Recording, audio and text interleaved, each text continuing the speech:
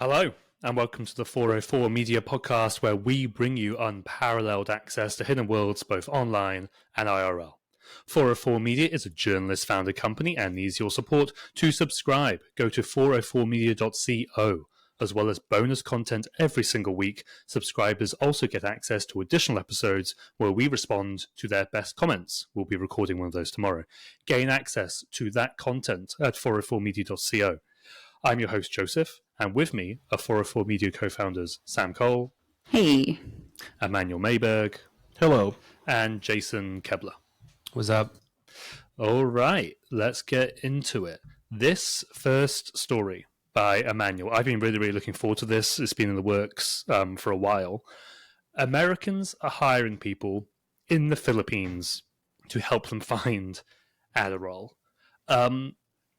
Emanuel, I guess, do you want to start with just what is this company and what is their pitch? Is it Incito Health? Is that how you pronounce it? The company is Incito Health, and I was a bit confused by this at first, but the company is Incito Health and the product is called Medfinder. Okay. And what is... Not how it works yet, but sort of what is the promise of Medfinder? Like, what's its pitch? It's basically a way to outsource the annoying task of finding hard-to-find drugs, namely Adderall, which was the reason they started the company, and now Ozempic and its variants and these kind of miracle weight loss drugs that are very, very popular. Yeah, I guess before we get to how it works then, why is it... Well, like, why is this necessary, or why do people feel it's necessary to turn to a product or a company like this? I mean, Ozempic's going to be pretty different to Adderall for various reasons, but like, why would somebody even want this, you know? Right. So the two guys who started this company, Peter Daggett and Parth Shah, they have ADHD, and Adderall is a commonly prescribed drug for that. And they were both having trouble getting it. And as many listeners of this podcast probably know, there's kind of a rolling Adderall shortage problem in the country. There's just a lot of people who need it, and there is like trouble in the supply chain getting it to all the people who need it. So you'll get a prescription from your doctor, you'll go to your local pharmacy, and they're like, sorry, we don't have it, but it's not something you can always wait on. The downsides of like being on it and then suddenly not having access to it can be pretty bad.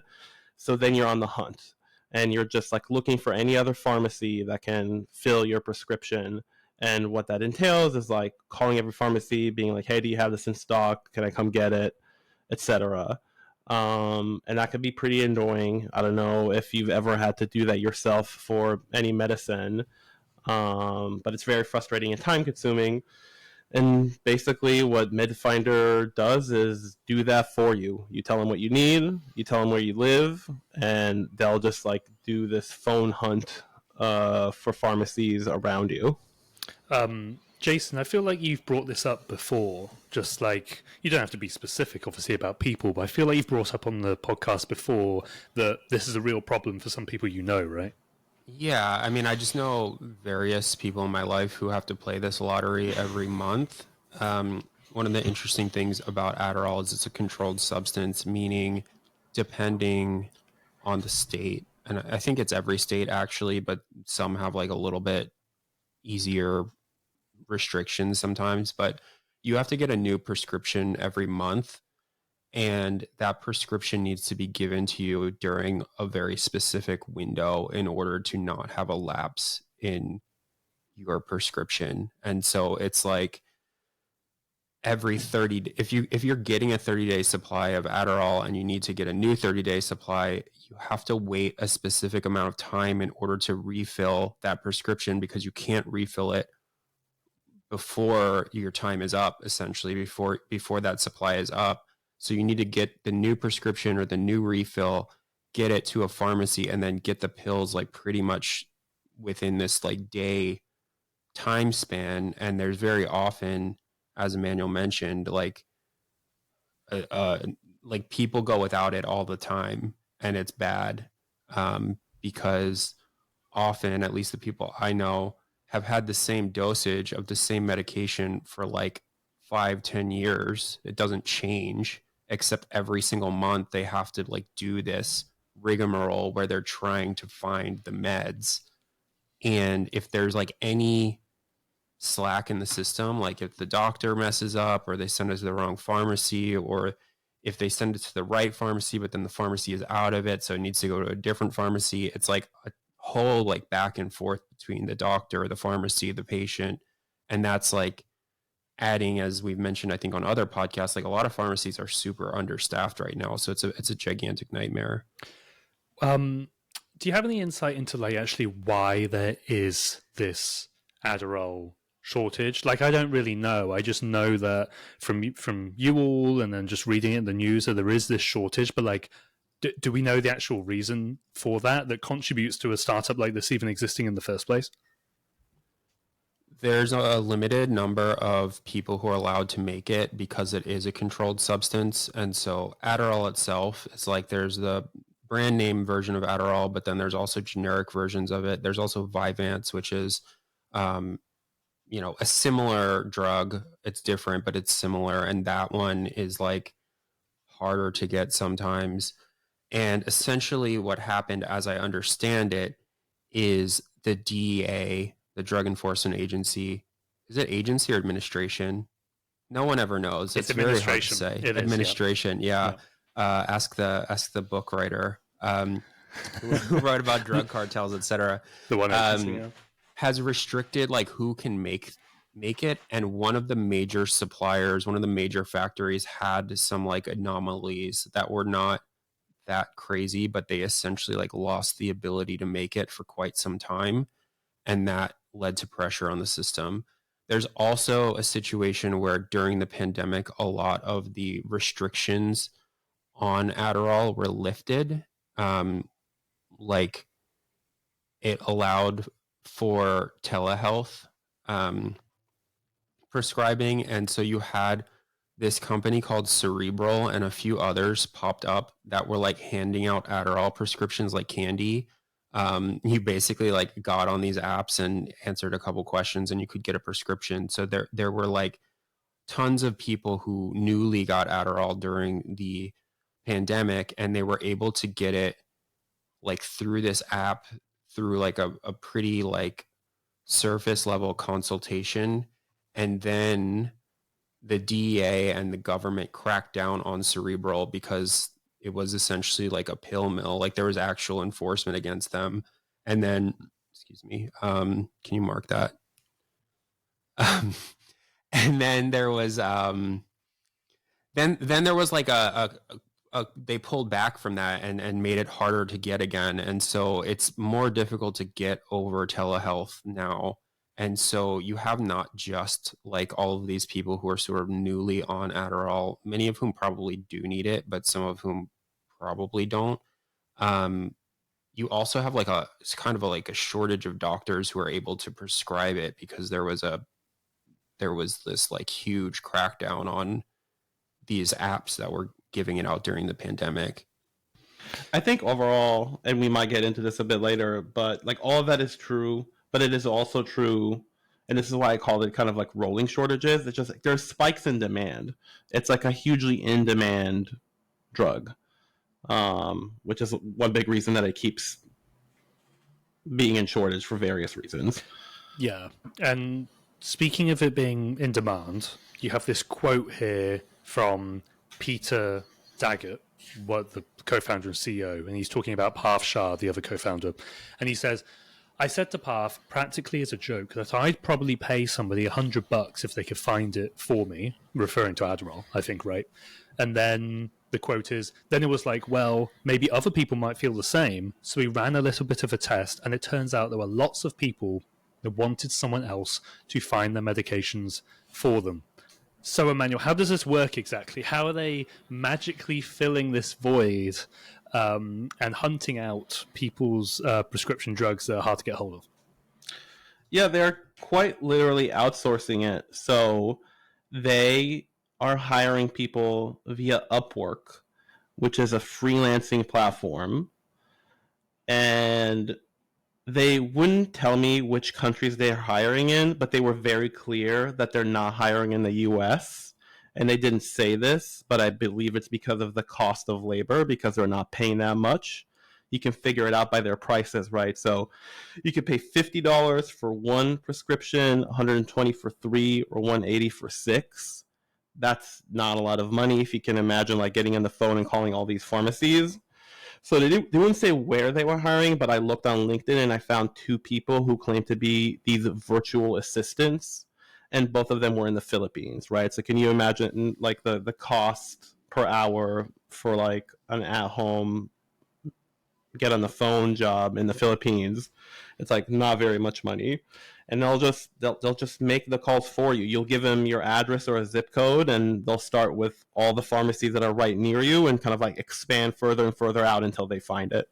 So basically, people in the US, patients, are hiring this company, which then outsources it in part to people in the Philippines, who then call a bunch of pharmacies, your Walgreens or your CVS or your Rite Aids or whatever, in the US to be like, hey, do you have Adderall in stock? That's basically what's happening here.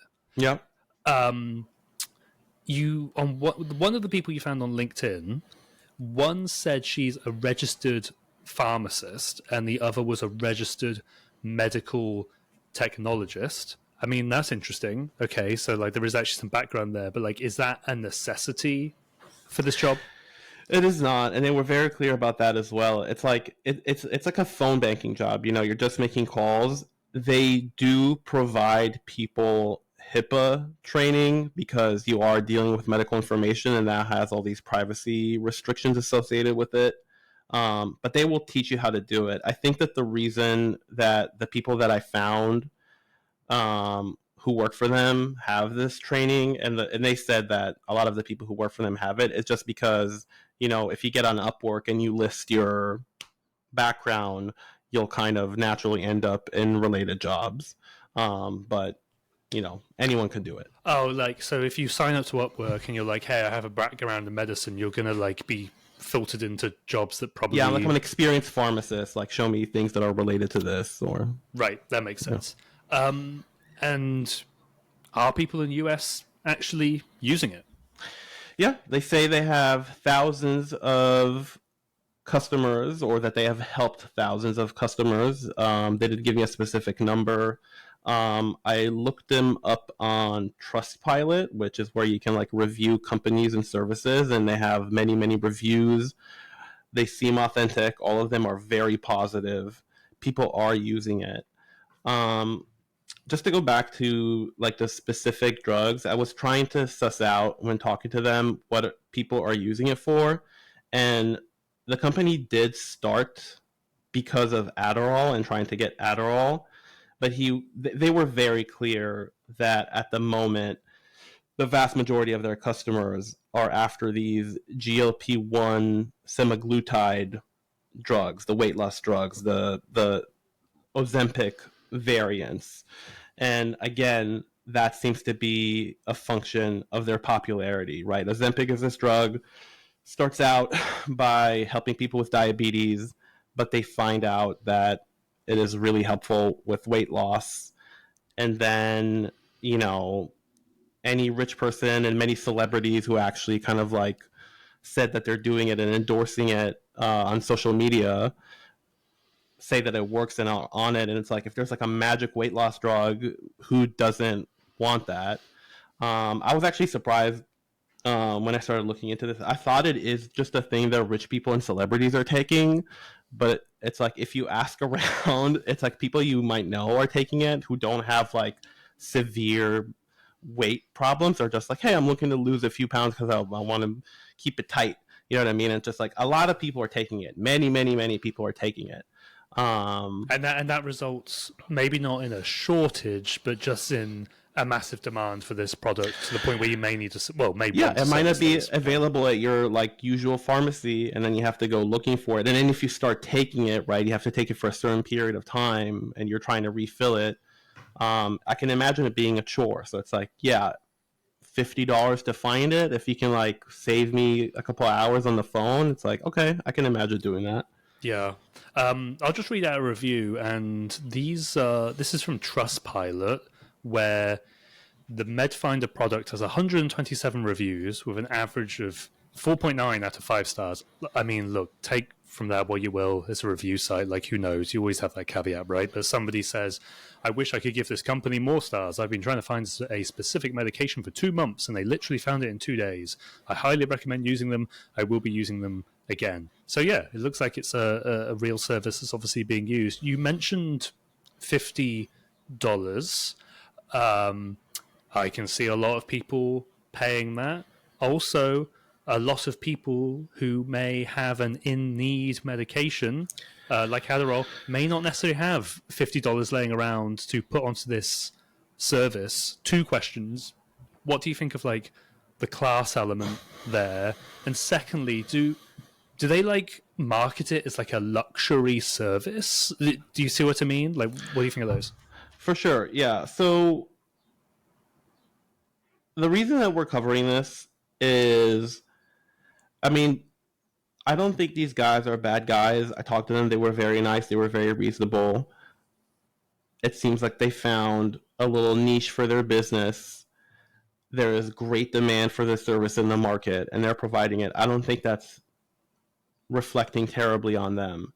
It does reflect terribly on the healthcare system, where you would need to hire a third party to help you find a medication that a doctor told you that you need. I think that is very concerning. And while this seems very outlandish, or it does to me, I think that you need to look at it in the context of like other services in the healthcare market. So I used to be a One Medical customer, and I think that One Medical was like a terrific experience, right? It's just like I had a lot of trouble finding a primary care doctor. That's like the hardest type of doctor to find.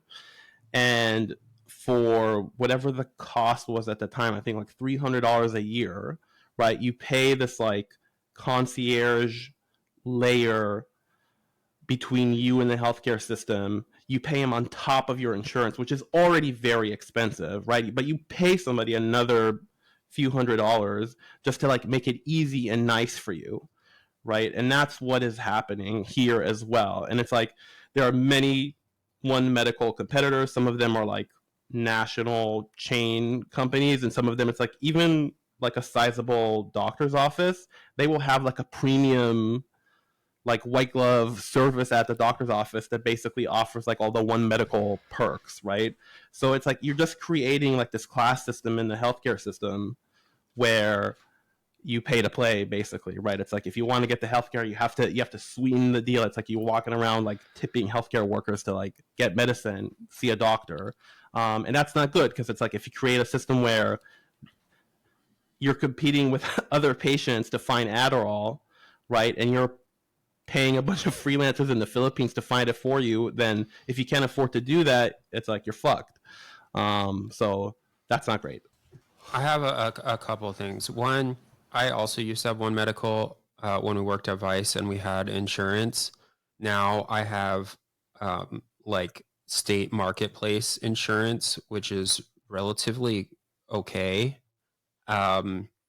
But I had One Medical, and it's like on the One Medical app, you can like text them and be like, yo, I need a prescription. And they will just like send it to you. Like it's very extremely responsive. I was able to get like virtual appointments 5 minutes after I requested it. I was able to go to the doctor's office that same day for like not even an urgent care thing. Like, hey, you want to get a physical? Like, come by. We have tons of appointments. I recently, like, I have an HMO now, and I recently was like, hey, I want to get a normal physical. And it was a 3-month wait, like 3 months. I had to call a phone number, and I waited on hold for 1 hour, and I was like, I'm sick. I need to come to the doctor. And they were like, well, our nearest appointment is 3 months from now. And I recently like did that appointment, and it was okay. But it's like that the difference between like that experience and the One Medical experience is wild, like absolutely wild. And it's like anyone who has interfaced with the American healthcare system knows that it's a shit show, but it's like there is a level that you can like level up and do it. The other thing is I saw a really good tweet today from about this article that said at least they're not pretending it's AI. It's just like normal old fashioned like human beings are calling on your behalf. And, you know, props to them for that, I guess, because they could very easily pretend that this is AI and like probably have more buzz and like maybe more funding, but they're just like paying people to make phone calls for you. And the third thing is when people don't have Adderall who have ADHD, like ADHD is like a problem. Like it causes problems with people's executive function.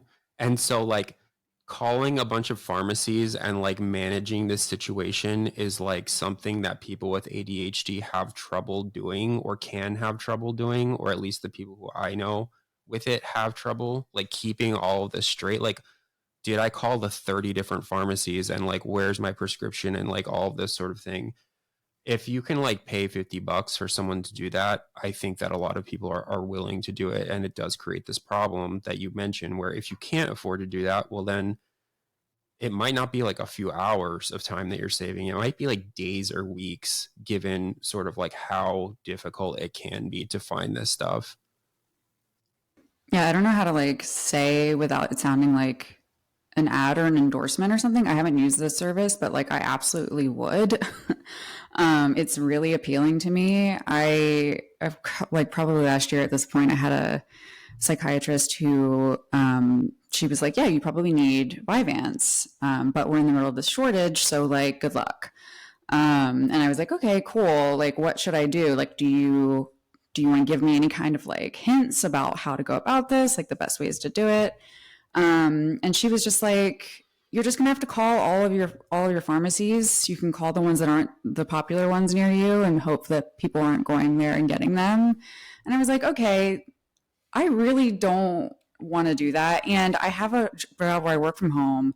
I have, like probably pretty mild ADHD, but like I don't have the attention span or like the energy to do that. Because I need the fucking Vyvanse. It's like Jason said. So I think I called like 3 Walgreens that were like in my direct vicinity and they didn't have it. And I was like, I'll finish doing that tomorrow. Maybe I'll make a list or something. And I just never did. And I was like, it's easier to just cope in the ways that I think I can, like deal with it with like, other means, making lists and drinking too much caffeine than like, going through the horrific task of trying to find medication. And that's the case for like a lot of access to medication. It's like if you have like severe depression, just getting a psychiatrist appointment and then going through the motions of like that nightmare of the healthcare system is such a barrier, even just like to getting help. So I think Emanuel nailed it when it's like, this is why we write about these things. It's like, it's not that it's necessarily bad or that this is like some kind of evil company. It's just like, it's filling in this gap, this need in a very broken, fucked up system to begin with. I don't know. It's really interesting what they've done here. It's basically like door dashing for or like Fivering your medications. It's very strange. I asked them like what happens when they sort out this Adderall situation and they sort out this Ozempic situation, and he was like, I'm not worried at all because the Adderall shortage and currently the GLP-1 shortage, people know about them because it's been in the news because they have kind of like interesting hooks. A lot of people take Adderall and a lot of celebrities have taken these Ozempic-like drugs, and that's why people know about him and are writing about him. But he's like, there's always something in the system that's experiencing a shortage. So we'll always be in business. And I think they already have like one competitor. And that's what I was going to ask. Like, do you think there's going to be more companies coming? But it sounds like there already is. There's one other company also called Medfinder that basically does the same thing. Sorry, it's called the same thing? Yeah, they're both called Medfinder, but the name of the company is different. I forget the name. Oh, okay. Well, so it's not confusing at all then. But I was like, I mean, I told them this and they kind of just like nodded, smiling at me. But I was like, either One Medical, which is Amazon now, by the way, right? It's like they're either going to buy you or they're just going to roll you over. They're just going to provide the same thing because the service is so obviously something people want and affordable. Like the margins are there because it's just like you go to Upwork, you hire cheap labor, they make the calls, you charge people a lot of money so they can find their drugs. It's like it's a proven like business model already, and people want it. So I'm pretty confident that it's like whether it's One Medical providing it or this, Incedo Health providing it, but like someone is going to monetize the fact that pharmacies are fucked and make it easier for you to like bypass that system in the same way that they did it for primary care doctors. I mean, when Amazon comes in, I think that's a really good point. I can totally see that happening. If and when Amazon comes in, I mean, they're not going to hire people off Upwork, right? They're going to bring in, what's that contractor, Accenture or whatever it is, who does like, these big contracting and consulting jobs for like big tech, like Facebook content moderation or whatever it is. You bring them in, give them X million dollars or whatever, and then they'll have their own call center doing it, presumably, and they could do it at an insane scale. Yeah, I can totally see that happening. I think I'll just mention this briefly because we did talk about this on an earlier pod, but I did think it was just worth reminding people, and maybe go read this if you haven't read the article, but I did one a while ago about how hackers were doxing doctors using credit-headed data from credit bureaus to then get fraudulent prescriptions for stuff like Adderall. Like, this is how fucked the US system is, in that you have these startups adding this like concierge layer to getting your drugs, and then you have criminals inserting themselves into like that pharmaceutical supply chain because it's so balked and messed up that they can actually profit from it.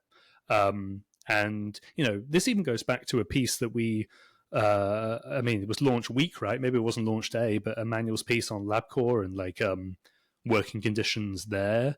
I definitely think we should do more healthcare and tech stuff because I think that's super interesting. It's almost as if healthcare should not be subject to like market dynamics, right? Maybe. It's like, yeah. Whoa.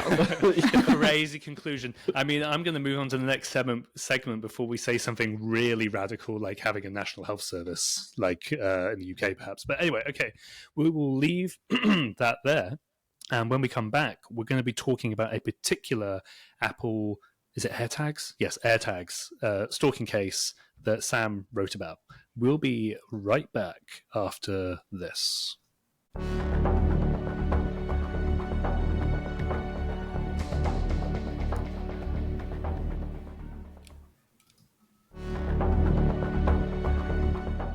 All right, and we are back. I always confuse it with AirTags or Apple tags. I don't know. I don't buy these. I used to say earpods. Earpods. Oh God. I mean, okay. Now I feel less bad. What are you talking about? It's such a boomer thing. You used to call AirTags earpods? No, I used to say instead of what are they called? AirPods. Earpods. Yes. Earpods exist also. Really? Earpods are the wired ones. That's what they call them. Oh, okay. So I was like almost wired there. Headphones are earpods now. Oh my God. Okay. Sure. Yeah. Okay. Yeah, but this is about AirTags. Yes, it is. Here is the headline. A suspected human smuggler used AirTags to track and control the woman he brought into the US. There's a lot of information in that headline. First of all, who is... Wait, I'm doing a mark just because I saw chat. Oh, okay, never mind. I will cut that. Who is... Go for it. I want to hear you say Who it. is? Dude, I'm trying. I'm going to cut Jeopardy? this. I'm going to cut this one. I'm going to try. Who is Idabulo Mudahov Numanovic? And who is this woman he is connected to? Yeah. So Nailed it. Okay, dude, I'm marking that. we'll call him Numanovic for short. I'm not going to do that every time. Okay. So he is a guy who he came from Russia. He was connected to, allegedly connected to a Russia-based human smuggling network. And he smuggled in a woman who he then married into the United States. And he's kind of at the center of this AirTags stalking case. Yeah. And now, so they were married, and now I think they've separated for reasons that become pretty clear. But what specifically did he do with AirTags to this woman? Yeah, so he was controlling her through physical and emotional abuse, basically. So this is all according to the court documents that we got from Seamus Hughes at Courtwatch. Very kind shout out, or kind collaboration with him. Shout out to him. But he, Nemanovich, was abusing this woman physically, and also was taking photos of her, like explicit intimate images, and using them as blackmail, and saying, you know, if you ever leave her, you know, if you try to get away, I'm gonna send these pictures around, or, you know, he was holding them over her head, basically. So she realized that over the course of a few weeks, he was placing AirTags on her car. She went to the cops. That's kind of how this begins, is how we find out how this all started. So she went to the cops, and they found one. And then over the course of like a few weeks, he started placing up to 7. I counted 7 in the court documents. There could have been more over the course of the relationship, but 7 AirTags total is, you know, what he ended up putting on her car. And the way he was doing it was really crazy. He was putting them, like, he was opening up like parts of the car, like the side view mirrors, like he was getting into like the casing, and like he was putting them in there, or, you know, inside the wheel well, in the bumper, which is a place that we hear about happening a lot with stalking cases. But then he was also like, he was putting them inside like the frames of the car, so they were really, really hidden, and was just doing this over and over and over. And then the FBI got involved because of his connection with this Russia-based network. And yeah, so he is using these AirTags. He's putting them in the target's vehicle in lots of creative ways, I guess, to put it like that. As you say, she finds some, police find them, FBI get involved. The FBI doesn't just go and arrest him. They like do some more investigative work. What exactly do they do to sort of flip the script on this guy? So they basically, she was helping them she was acting basically as like bait for a sting operation. So she would be driving around, and they would disable one of the tags. So then he would see on his device, like, oh, she found a tag and disabled it, or this tag stopped working, whatever it was. And then he would go to the car and swap it out. And then the FBI would be watching and watch him do it. And then that's how they got him on these stalking charges. But you know, he, in one case, he came up to her car at a car wash and was like beating on the windows and was demanding why she wasn't answering any of his phone calls. And, you know, he would interact with her in person while they were watching. And the FBI or the court documents described, you know, her as just being like paralyzed with fear, which I can't even imagine being in this situation where you're trying to get him caught, and you're just like out there exposed with the FBI watching everything go down. He was leaving like threatening messages. With the FBI not like even intervening at that point because they want it to like play out so they can gather evidence, but obviously that has to be absolutely terrifying because you don't know if this guy's gonna cross the next line. Yeah, exactly. And like we already know that he had already been physically abusive, and a lot of the times we did a big story at Motherboard a couple of years ago now about AirTag stalking, and we FOIA'd every major police department in the country and just looked for cases of AirTag stalking. And in so many of them, women would go to the police and say, hey, I'm being stalked with an AirTag. I think it's my ex. I think it's this abusive man in my life. And the police would just say, well, call us when something happens, basically, like something worse happens. And it's like, you're just waiting to get actually hurt so then you can like file a police report. And instead of like intervening at that point and saying, believing them when they say, hey, I think that this is going to get violent soon, they would be like, well, call us when it does. Which is, yeah, exactly. It's like, okay, that's really useless. I mean, that's even if the police know what an AirTag is, which maybe at this point they didn't really in like 2022 when we wrote about that at first, but now maybe it's more popular. But yeah. Yeah, I remember that piece, and I'm glad you brought it up because that was basically just when AirTags were first launched by Apple, right? And as you say, maybe people didn't really know about it. Was there any other sort of approach from the police at that time beyond sort of the, well, come back when, he actually hurts you or something? Like, did they know about the technology, or did it just seem like they treated it like anything, like any other sort of GPS tracker? Or I mean, at the time it was just kind of like, well, like it was varying from department to department. Some of them, had to like get it explained to them what an AirTag was. I talked to a woman who was going through like a custody case with her kids and her ex-husband, who was putting tags in the kids' backpacks and stuff. And she was in court trying to like explain just even to like the judge what an AirTag was and what this method of stalking was. I saw, maybe you guys remember this. I saw, it was a couple months ago or maybe longer ago, but it was like a police department or like a safety thing. It was like a government official type office that was like, you should use an AirTag to catch people who steal your car. It was like, it's a good idea. There was like a campaign or something. Maybe people listening remember this. Maybe as well. I think. That too. So. Yeah, it's like police were like actively being like, you should put AirTags in your stuff so that when you report them missing, we can find them, which is like deranged. I mean, it's such a wild thing to suggest. I mean, people do this with their bikes, for example. Yeah. Like they'll stick an AirTag on their own bike, and then if it's stolen, they will say, okay, here's my AirTag. Which is like a good use of it. It's like, it's fine, but it's also, it's like the police suggesting that is like, what? Because people do like there's been cases where like people have tracked down someone who stole their car and then killed the guy. Like, right.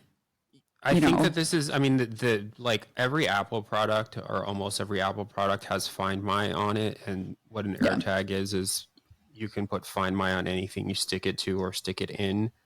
And a few years ago, I left my phone in an Uber, which was horrible of me to do. And the next day it like got traced to like a random house somewhere, and it had been turned off and it was traced to a random house. And it was like, well, do you call the cops? The cops like don't ever really want to like do this. Like they don't ever want to go track it down themselves because they're like, well, it's just your phone. Yeah. So then what do you do? Like, what did you do in that situation? Did you like go in, knock on the door? Dude, I knocked on the door, which was crazy, but it was just like, I drove there and I almost didn't go. I was just like, I'm going to die. Like this person took my phone and they weren't answering it. It was clear they were like trying to ignore me. It would be one thing if they answered the phone and said, yeah, like I found your phone, come get it. But they were like ignoring me. And I knocked on the door and they gave it back to me. They're like, oh, that was your phone? And I was like, okay. So, I mean, everything like worked out okay, but there's tons of examples of people going and trying to do like vigilante justice to their own devices. And, this is not the topic of this article, but it's just the fact that you can track your devices and then for both good and for evil is it's pretty wild. Yeah. Yeah. I mean, they're good. Like it's tough because these are like useful items. Like I have a Samsung tracker, not an Apple one, but like I have that for my keys. And it's like, it's a useful thing, but it is definitely, it's very obviously being used to stalk and harass people all over the place. And this is a really extreme case. Yeah, you mentioned your Samsung tracker, and I think a lot of people will think or say, well, why all the focus on Apple? Because, at the end of the day, it's just a GPS / Bluetooth, whatever tracker, right? And I guess there's a few different points to that. It would be, I guess the price, they're like really, really cheap. The ease of use, as like it's As Jason said, it's like native with Find My in the iOS operating system. Probably just brand awareness as well. Like Apple, that's going to be a really, really good product. And they just get more popular. A popular product is going to get abused, right? Sam, what's your read on that? On like, why are there so many AirTag stalking cases? Is it like anything actually to do intrinsically with the AirTags, or is it just they're more popular? And I guess I would just add to that, because I was going to say it a second ago, but I forgot. Apple had that thing where initially, like, it didn't have alerts, right? If you were being tracked by an AirTag, the idea was that hopefully it would warn you, and then that actually wasn't the case, and they had to introduce those fixes. What do you think of that, about why are AirTags particularly popular for this, or maybe they're not? I don't know. Yeah, I mean, that's a big part of it. Everything you just mentioned is a big part of it. It's just like the saturation of them. They're really popular. And also the fact that Apple just like was rolling out safety features after it launched. It's like every time something happened, they were like, oh, here's a new, like, we made the beep, we made the beep to begin with. When you're near one, we put in the notification that says you're being followed by an AirTag. We made it louder so that you can hear it if it's stuffed in your wheel well. They just kept adding and adding on like these new safety things every time they got bad press, which is just, I don't know, it's like experimenting on your consumers, as is often the case. And as far as I know, I mean, maybe this is like, correct me if I'm wrong, but maybe this is something that other tags don't do. My tag doesn't show me like where I've been. Like, it doesn't show me like a map of like all of the places that I visited today. It's like, here it is approximately, it's at the airport. It's in your kitchen, probably. Like, it's not like that close, and it's not a line of a map following you around. Whereas AirTags are like, here's where you've been today. Here's where your item has been, which is, obviously problematic and pretty useful if you're stalking someone. But yeah, I think it's mostly that Apple's just like, it's this reactive approach to security is really dangerous and stupid, honestly. Yeah. They tightened it up a lot in the last few years. It's like they got all this bad press. Right, but they got all as you these say, cases. Only after the media coverage, right? And Yeah. I think there's some stuff in the New York Times as well as you at Motherboard as well. I guess just on the sort of reactive bit, it's interesting because Apple is typically pretty good with security, generally speaking, but this is a use case in which it's not just digital security. If anything, it's much more physical, right? Because you're being physically tracked in the world. And it sort of reminds me about how I think there still is a big problem with people being mugged for their iPhones, right? And then me and Jason wrote something about this back at Motherboard, where there's like entire phishing kits and hacking crews dedicated to like removing the Apple ID off stolen phones. Because if you get an iPhone with an Apple ID locked on it, it's basically like a paperweight. You can't really do anything with it. But if you can remove it, it's very, very valuable, and then you can sell it. And then just recently, I need to look more into the specifics, but Apple updated something where they make it, they make physical robbery a little bit harder. Well, obviously not the robbery itself, but the data you can get access to after that. So point being, whereas Apple is pretty good at digital security, it sounds like they're a little bit reactive, as you say, when it comes to more of the physical side. One of our former colleagues, Veronica D'Souza, just wrote an article about what happened when her phone got pickpocketed from her. It was in Max Reed's newsletter, if you want to check that out, but it's wild. Like, she got a new phone and immediately began getting death threats from the people who stole her phone, trying to get her iCloud password so they could unlock it. And, she kind of like laughs it off because they were showing as being like in China at that point. So she wasn't in physical danger, but like the texts that she got were absolutely nuts. Yeah. I read that. It was really good. Definitely recommended reading. For sure. All right, let's leave that there. If you're listening to the free version of the podcast, I'll now play us out. But if you are a paying 404 Media subscriber, we're going to talk about how the Gateway Pundit, may not actually be bankrupt, despite everything that it is saying in court filings, and what that means for media organizations and all that sort of thing. You can subscribe and gain access to that content at 404media.co. We'll be right back after this.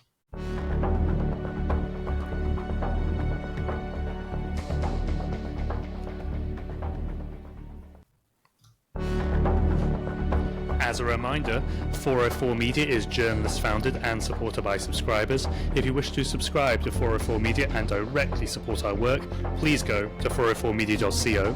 You'll get unlimited access to our articles and an ad-free version of this podcast.